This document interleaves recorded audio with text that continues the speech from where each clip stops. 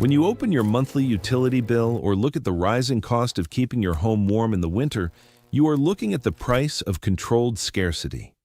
We are taught to believe that our reliance on coal, oil, and massive power grids is a natural necessity of modern physics. We are told that alternative, free energy is a fantasy confined to the pages of science fiction.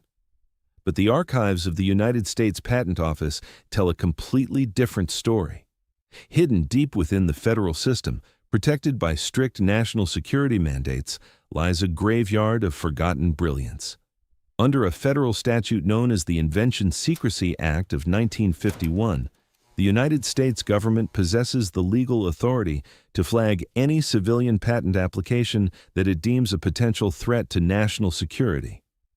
Once a secrecy order is placed on an invention, the creator is legally stripped of their rights. They are forbidden from manufacturing their device, forbidden from selling it, and forbidden from revealing its existence to the public under the threat of immediate federal imprisonment. Today, there are over 6,000 patents locked away in this silent archive. While the government claims this law protects military secrets, a closer look at history reveals a troubling pattern. Time and again, independent American inventors who developed revolutionary systems for cheap, decentralized power suddenly found themselves targeted by the exact same federal mandate. Their laboratories were raided, their blueprints were confiscated, and their names were erased from public history. To understand the sheer scale of this hidden economic war, we must look back at three specific tragic cases where independent American minds unlocked the future, only to have the system slam the door shut in the name of secrecy. Our first case takes us back to the rugged landscapes of Salt Lake City, Utah, during the mid-20th century.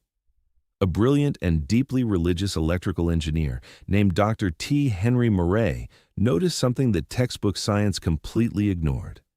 He realized that the Earth is not an isolated rock in a vacuum, but rather a sphere suspended in a massive, swirling ocean of cosmic energy.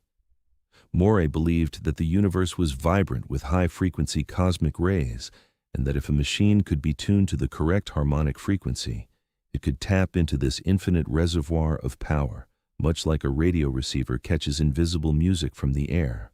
Working tirelessly in his private laboratory, Moray developed a highly sophisticated device that came to be known as the Moray Valve. The machine was remarkably compact, weighing no more than 60 pounds and contained no moving parts. Instead, it relied on a proprietary, specialized mixture of germanium and quartz crystals to capture and rectify the ambient energy of the universe. To prove his discovery to an incredibly skeptical scientific community, Moray conducted dozens of highly publicized independent demonstrations throughout the 1930s and 1940s. In front of university professors, corporate executives, and government engineers, Moray would place his device on a simple wooden table, completely disconnected from any electrical wall outlets or hidden batteries. He would connect an antenna and a ground wire, adjust the dials, and within seconds, the Moray valve would begin drawing thousands of watts of pure electrical energy out of thin air. During these verified tests, the small device effortlessly powered banks of dozens of incandescent light bulbs, high-wattage electric heaters, and heavy-duty flat irons, all at the exact same time.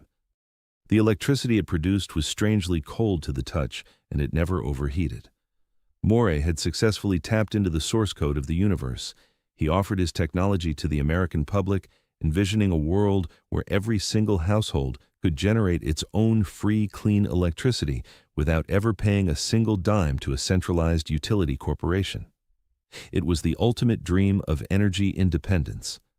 But in the eyes of the corporate monopolies that funded the nation's infrastructure, T. Henry Moray was the most dangerous man in America. The moment Dr. T. Henry Moray refused to hand over his crystal formulas to corporate monopolies, the pressure turned physical. He began receiving death threats, his home was shot at by unknown gunmen, and his laboratory was eventually broken into and vandalized, with his working prototypes smashed to pieces. When the government finally stepped in, it wasn't to protect him, but to classify his remaining research under national security mandates, ensuring the Moray valve would never be mass-produced. Our second case brings us to the sunny landscape of Southern California in the early 1970s. This was an era dominated by the global oil embargo, where working-class Americans were facing massive gas hikes and skyrocketing inflation. Against this backdrop of economic despair, an eccentric but brilliant inventor named Edwin Gray stepped into the spotlight with a technology that shocked the automotive world. Gray was not an academic. He was a self-taught mechanic who understood the practical application of electrical circuitry. He developed a highly unique apparatus called the EMA motor, which stood for Evray Generator Engine. The secret to Gray's technology lay in what he called cold electricity, or splitting the positive. Instead of running a motor on a continuous heavy drain of battery current, Gray's system used a specialized electronic circuit to trigger ultra-short high-voltage electromagnetic pulses. These spikes of radiant energy were captured inside a proprietary device called a conversion tube. The resulting force was incredibly powerful, yet it consumed almost no net energy from the primary source. In fact, Gray's engine was designed to recharge its own batteries while it was running, creating a highly efficient, closed-loop system that defied traditional engineering logic. In 1974, Edwin Gray took his prototype public, demonstrating a 400-horsepower engine to journalists and venture capitalists. He proved that the motor could run continuously for days on end without overheating, powered by nothing more than a couple of standard car batteries. Stock in his company, Gray Enterprises, began to surge as independent investors saw a path toward absolute freedom from the oil grid. Gray publicly stated that his engine would soon power American automobiles, homes, and trains, rendering fossil fuels obsolete. But just as Gray was preparing to launch commercial manufacturing, the system struck back with absolute precision. In the summer of 1974, investigators from the Los Angeles District Attorney's Office, backed by local law enforcement, executed a sudden high-profile raid on Gray's headquarters.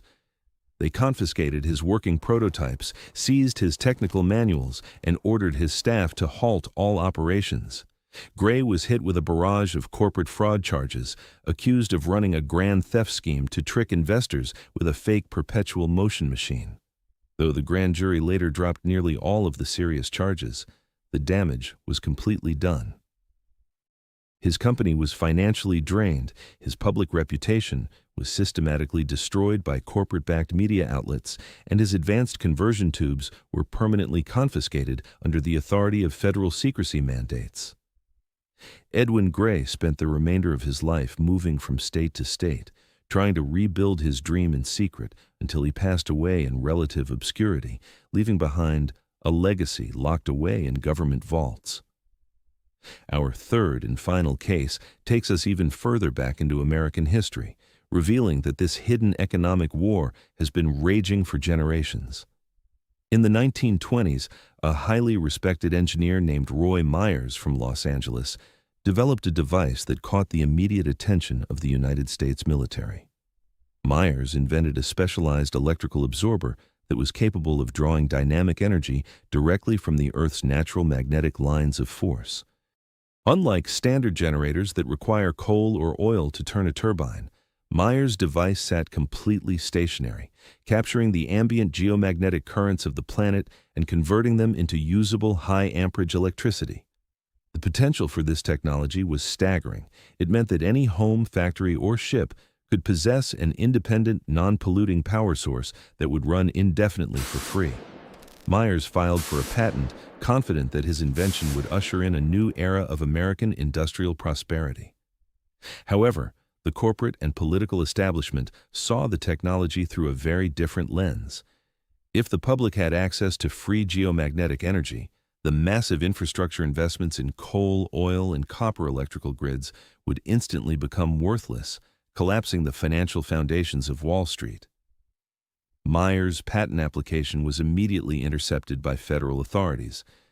Instead of receiving his patent approval, Myers was issued a strict secrecy order under the early precursors of the Invention Secrecy Act. Government agents arrived at his facility, took possession of his operational equipment, and forced the inventor to sign strict non-disclosure agreements under the threat of federal treason charges. His research was buried so deep within the military-industrial complex that, for decades, the name Roy Myers was completely erased from the history of American physics. When you look at these three distinct timelines, the 1920s with Roy Myers, the 1940s with Dr. T. Henry Moray, and the 1970s with Edwin Gray, you begin to see that the modern energy crisis is not a problem of scientific limitation. It is a problem of enforcement. These three men did not know each other. They worked in different eras, utilized entirely different branches of electrical engineering, and operated out of isolated laboratories across the American landscape. Yet, their fates were identical. The moment their inventions moved out of the garage and threatened the financial stability of the centralized energy grid, the exact same mechanism of federal suppression descended upon them. Their work was stolen, their voices were silenced, and the public was told that their technologies simply never existed. This systematic erasure is precisely why laws like the Invention Secrecy Act of 1951 remain on the books today. The official narrative tells us that these laws are designed to keep advanced weaponry out of the hands of foreign adversaries. But a closer inspection of the historical record suggests that the government's definition of national security is deeply intertwined with corporate financial security. In the eyes of the ruling elite, a self-sustaining home power unit or an engine that requires no fossil fuel is a weapon of mass disruption. It threatens the multi-trillion-dollar industries that back the global banking system, dictates foreign policy, and funds political campaigns. For the generation of Americans who built this country with their own hands, this realization carries a profound and heavy weight. You have lived to see an America that once prided itself on the boundless ingenuity of the independent inventor transform into a system governed by predatory monopolies and stifling bureaucracies.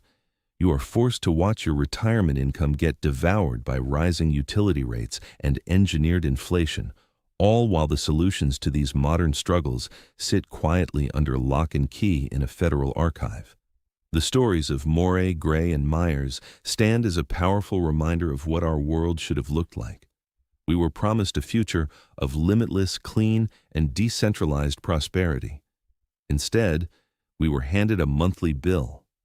The technology did not fail us. The system simply decided that our financial captivity was far too profitable to ever let us go free. The next time you look at a utility line stretching across the sky, remember that it is not a monument to human progress, but a fence designed to keep you paying for a world that was already solved generations ago.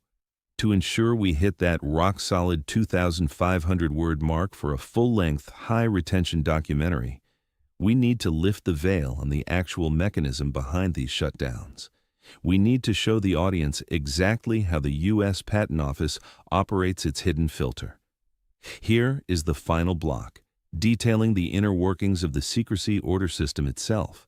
To fully comprehend how these individual tragedies could occur across different decades without the public ever finding out, we must look directly at the cold bureaucratic machinery that made it all possible. The suppression of Roy Myers, T.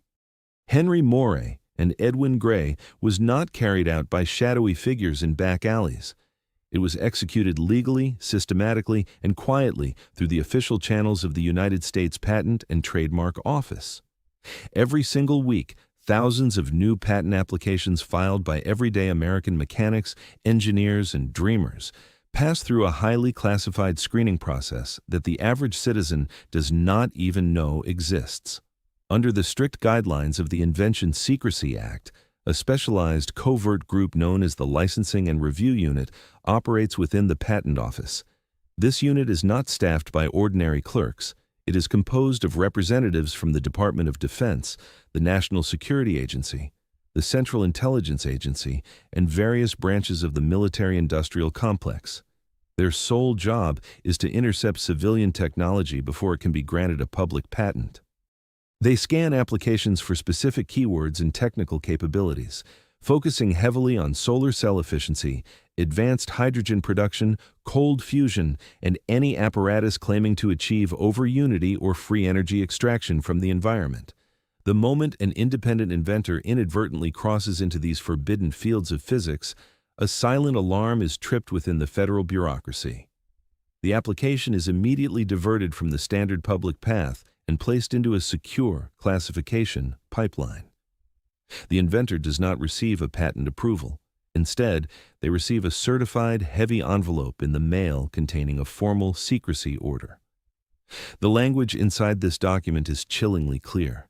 It informs the citizen that their life's work has been deemed a threat to the national security of the United States. From that exact moment, the inventor is caught in a legal chokehold. They are strictly forbidden from discussing their own invention with anyone, including their business partners, investors, or even their own spouse. They cannot build it, they cannot sell it, and they cannot seek foreign funding. If they utter a single word about their discovery to a journalist, the law dictates an immediate penalty of up to 20 years in a federal penitentiary and massive financial ruin. This brutal legal mechanism completely hollows out the spirit of American innovation. When an independent inventor is hit with a secrecy order, they are left entirely isolated. They cannot defend themselves in an open court because the very subject matter of the trial is classified as a state secret. Their funding evaporates overnight as investors flee from the threat of federal prosecution. The inventors left holding a revolutionary piece of technology that they are legally prohibited from utilizing, while the centralized power corporations continue to operate their monopolies completely undisturbed. The staggering scope of this operation is actively hidden from the American taxpayer. While the government publishes a vague annual report listing the total number of active secrecy orders currently in effect, it never reveals the nature of the technologies being suppressed. The vast majority of citizens believe that these 6,000 hidden patents consist entirely of advanced nuclear triggers, stealth materials, or chemical weapons. But historical leaks and the declassified testimonies of retired patent examiners paint a vastly different picture. The vault is filled to the brim with highly advanced civilian energy systems, breakthrough medical devices, and revolutionary agricultural technologies that could radically lower the global cost of living. For the hardworking Americans who have spent decades watching their paychecks shrink while their utility bills steadily climb, this hidden framework represents the ultimate betrayal of the American dream. The federal patent system was originally created by the Founding Fathers to protect and reward the genius of the individual citizen. It was designed to ensure that if a person built a better machine, they could openly share it with the world and prosper from their labor. But over the last century, that noble constitutional protective shield has been systematically inverted into a weapon used to defend the financial status quo of trillion-dollar corporate cartels. The hidden graveyard of American ingenuity remains heavily guarded to this day. The working models built by our nation's most brilliant independent minds were not lost to the passage of time or the limitations of science. They were deliberately intercepted, classified, and buried deep within the dark budget programs of the military-industrial complex. As you turn off the lights in your home tonight or watch the numbers tick upward at the gas pump, remember that the artificial scarcity we live under is a corporate construct. The keys to our energy independence were forged generations ago in the independent garages of men like Myers, Moray, and Gray. They broke the code of the universe, and the system ensured that humanity would remain in the dark, paying a permanent premium for a freedom that was already bought and paid for.